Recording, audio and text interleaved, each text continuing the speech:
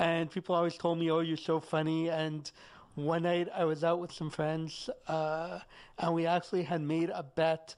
I forget exactly how we started. We basically said we were going back and forth, me and another friend, that we should go and do stand-up comedy.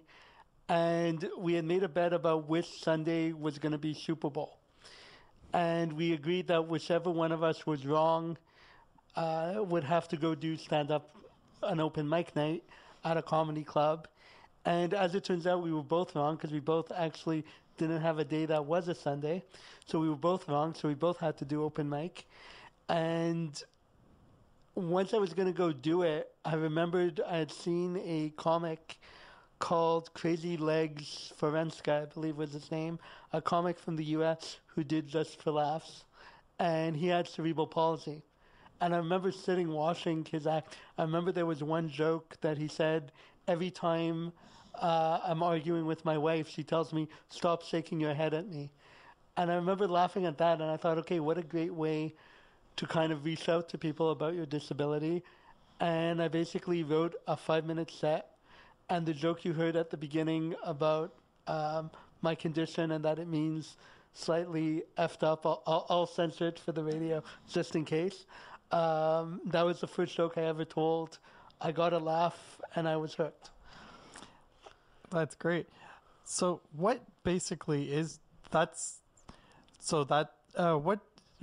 is basically the inspiration for some of your act?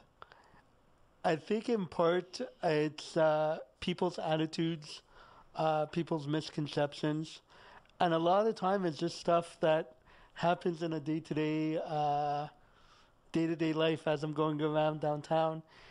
And also, to be honest, some of the comedy is actually therapeutic for me. Like if something is frustrating or annoys me, I'm like, I remember there was one day I was at Tim Hortons, and it impressively enough had a button on the door, but it wasn't working.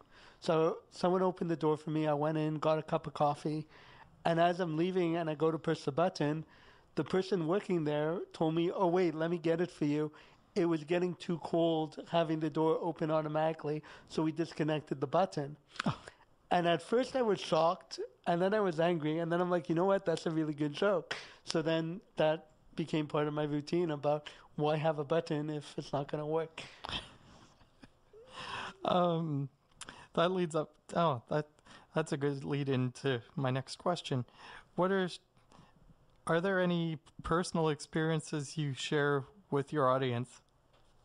I think a lot of my routine is personal experiences. As you heard before, clearly I have a lot of material about the government. I always say that I'm probably one of the few people who like getting mail from the government, because every time I see the little fleur-de-lis, I'm like, all right, new material, excellent.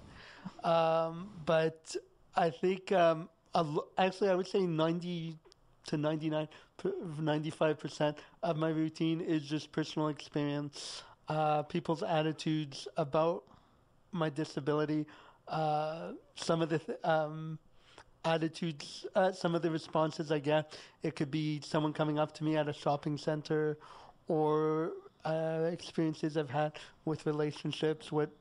So I think a lot of my routine really is personal experience. Okay. How long do you see yourself performing?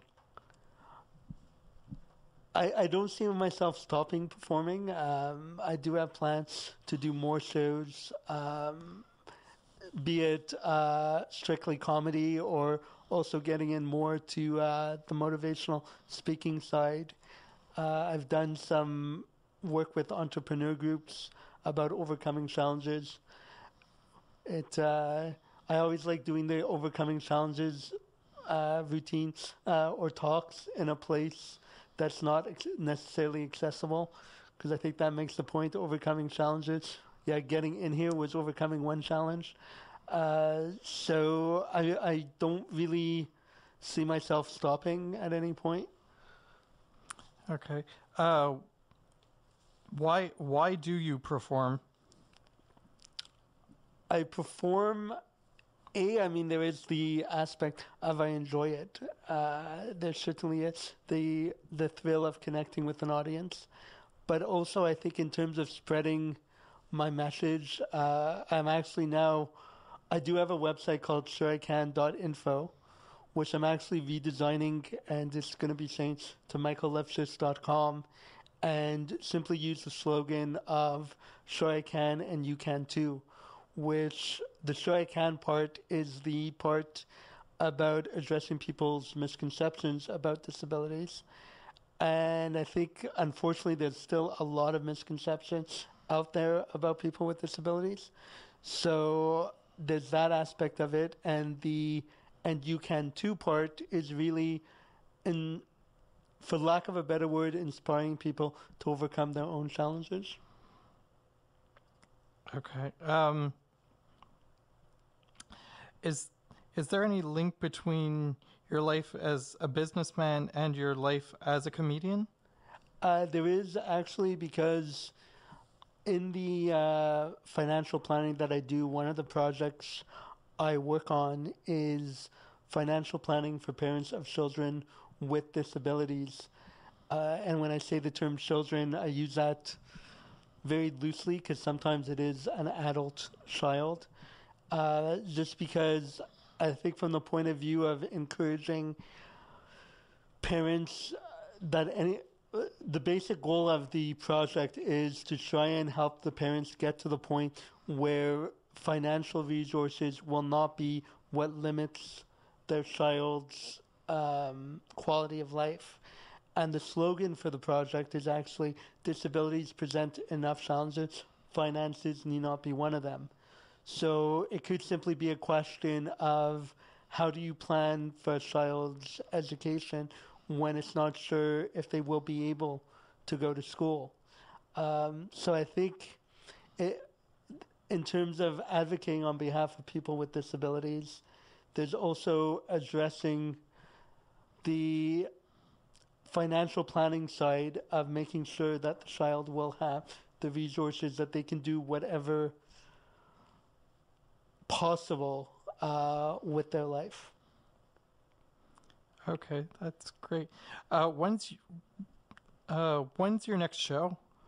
I'm actually doing a Western tour next Thursday night. Western tour being a show in Vaudreuil. Wow, So that's real west. Yeah. Well, it's all relative, right? So I mean, we're downtown. Vaudreuil is west of here. And then the tour part is, once I finish, it's actually a networking group that is launching a new chapter. It's a networking group called SPCI. They'll be launching a new chapter in Vaudreuil at, I believe, a greenhouse in Vaudreuil. I'm not entirely sure what it's called. But if anyone wants to know, you can email me at michael@sureican.info, and I can get you the details of that. So I'll be performing at that event. And then the tour part comes in on my way back to home to Coast St. Luke. I'll be stopping in St. Anne de Bellevue, again, west of here. So it is a Western tour. And the St. Anne de Bellevue, there's a weekly comedy show called Boardwalk Comedy that I'll be doing a set there. It's at the Phoenix.